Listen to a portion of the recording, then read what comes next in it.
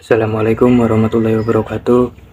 Alhamdulillahirabbil alamin. Wassalatu wassalamu ala asrofil anbiya'i wal mursalin wa ala alihi washabihi ajma'in. Amma ba'du. Di sini kami ingin menjelaskan tentang mini riset kami tentang perspektif pedagogik mengenai evaluasi pendidikan. Pertama-tama yang saya hormati Bapak dosen pengampu mata kuliah pedagogik Bapak Afri Mardiko, Magister Pendidikan. Baik, langsung saja. Sebelum itu kami ingin memperkenalkan kelompok kami terlebih dahulu. Yang pertama ada Sinta, yang kedua Abel, ketiga Agis, keempat saya sendiri Muhammad Nur Arifin, kelima Dipa Berina Ananda, keenam Zahra, ketujuh Nur Fitrianisi, dan 8 Ridho Arizal. Baik, materi pertama akan disampaikan oleh rekan saya. Pengertian evaluasi pendidikan. Istilah penilaian telah ditafsiri oleh para ahli dalam cara yang berbeda. Meskipun maknanya relatif sama, berikut pengertian evaluasi pendidikan menurut beberapa ahli. Yang pertama Guba dan Lincoln, yang kedua Gilbert Sack, yang ketiga Arifin, yang keempat Kemis, yang kelima Mardapi. Tujuan dan fungsi evaluasi pendidikan secara umum menurut Sugiono. Ada dua tujuan evaluasi dalam bidang pendidikan, yaitu yang pertama, mengumpulkan bahan informasi untuk dijadikan bukti, tingkat, atau tingkat pengembangannya. Yang kedua, untuk mengetahui tingkat keefektifan suatu metode pengajaran yang digunakan dalam suatu proses pembelajaran dalam jangka waktu tertentu.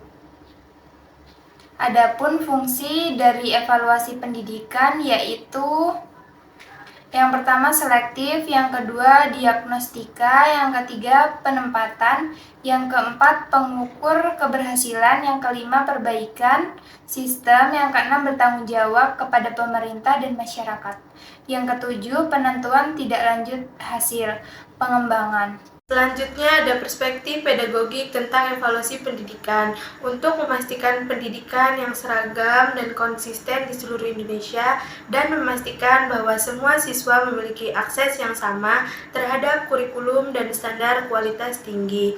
Indonesia memerlukan standar yang dikenal sebagai Standar Nasional Pendidikan atau SNB.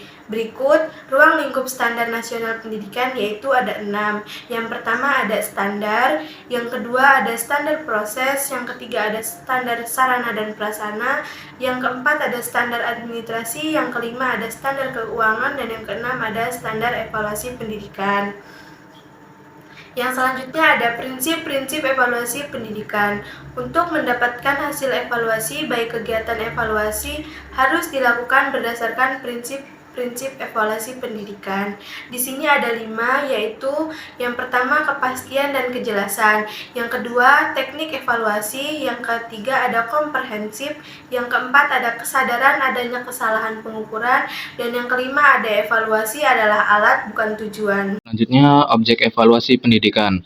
Aspek-aspek yang diperlukan dalam evaluasi terhadap peserta didik meliputi yang pertama, aspek-aspek tentang berpikir, yang kedua, perasaan sosial, yang ketiga, keyakinan sosial dan kewarganegaraan, yang keempat, apresiasi seni dan budaya, yang kelima, minat, bakat, dan hobi, yang terakhir, perkembangan sosial dan personal.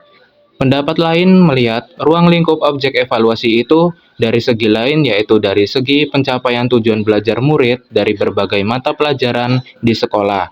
Dari pandangan tersebut, dirumuskan beberapa aspek kepribadian yang perlu diperhatikan di dalam penilaian sebagai berikut.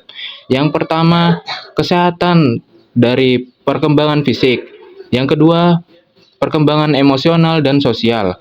Yang ketiga, tingkah laku etis, standar personal, dan nilai-nilai sosial. Yang keempat, kemampuan atau kecakapan untuk menjalankan kepemimpinan. Yang kelima, menjadi warga negara yang berguna di rumah. Yang keenam, perkembangan estetika. Yang terakhir, kompetensi dalam komunikasi dengan orang-orang.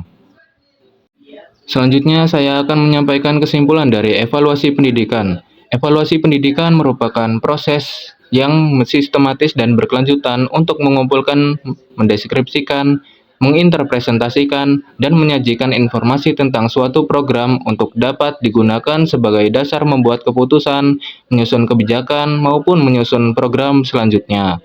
Evaluasi membantu menentukan sejauh mana tujuan pendidikan telah tercapai, baik oleh peserta didik, guru, maupun program pendidikan secara keseluruhan.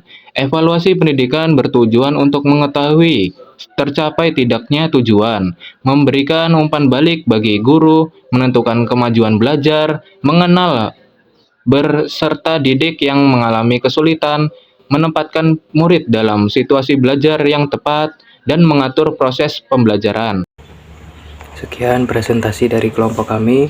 Jika ada kesalahan kami mohon maaf. Kami akhiri. Wassalamualaikum warahmatullahi wabarakatuh.